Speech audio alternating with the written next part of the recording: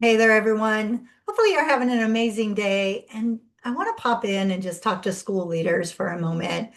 Now, this could include aspiring leaders, assistant principals, and principals on a campus.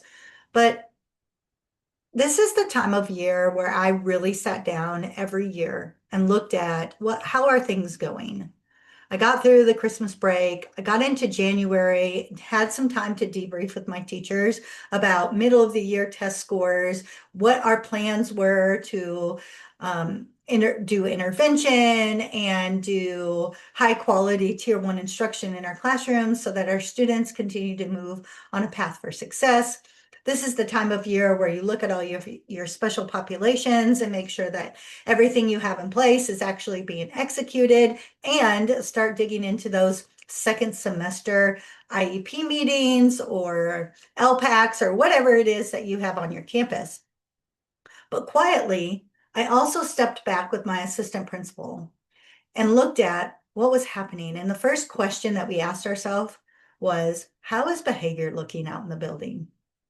December tends to be one of those months that behavior starts to climb and can get definitely out of control. People are tired. We're focused on holiday fun. We're doing a lot of testing. Then we go out for the break. And when we come back in January, if your system doesn't have time set in their instructional day to go back over and review things, you can see a decline in classroom behaviors quickly.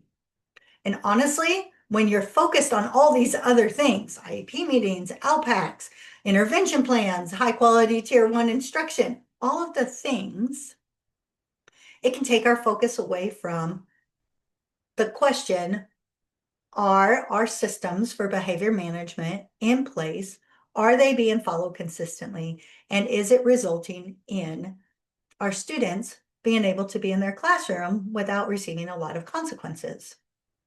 January tends to also be that time where students miss school because the weather's bad, people get sick around that time of year, and then it's inconsistent. Teachers start to miss school. It's inconsistent.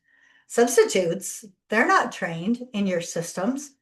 And I've noticed that a lot of times our lesson plans left for substitutes don't include high quality material that teaches our substitutes exactly what we do for behaviors in the classroom. It's this vicious cycle that can really creep up quickly if you're not cognizant of it, if you don't take that time to step back and do the quiet review and then actually do something about it.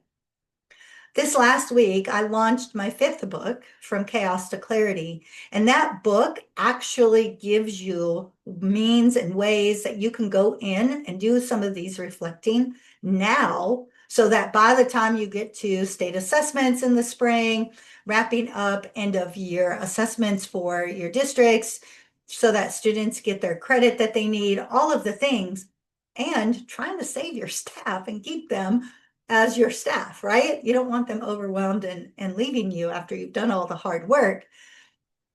You can start to use some of these pieces to help you remedy your problems quickly as you begin thinking about the next school year, because let's face it, we've got one step in this year and the other step is in 26, 27.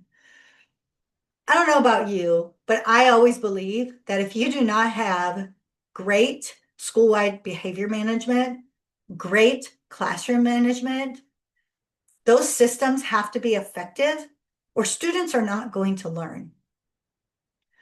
I had a student come to me the other day and say this, I know I have failing grades. And I looked at her and I said, you do, and you're a bright student. So what's happening?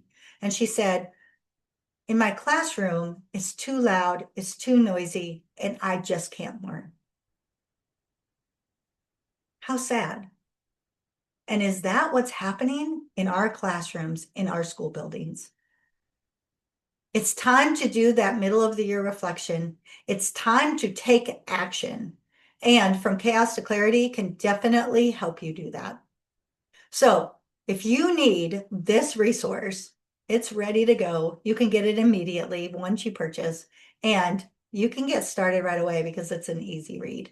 It's all the work I did over 30 years of time. And when I actually took it into my final school, it was extremely effective. I saw discipline referrals diminish when I used it the first years as a principal, but I saw them go down by over 40% going into that final school. Every year, it's gotten better and better and better. And now it's like a small piece of gold for you. So comment below, I'm ready, and I will get you the information so that you can get started today. Have an amazing week ahead. And don't forget, when your systems are in place, everything else can be easy and simple. Have a great one.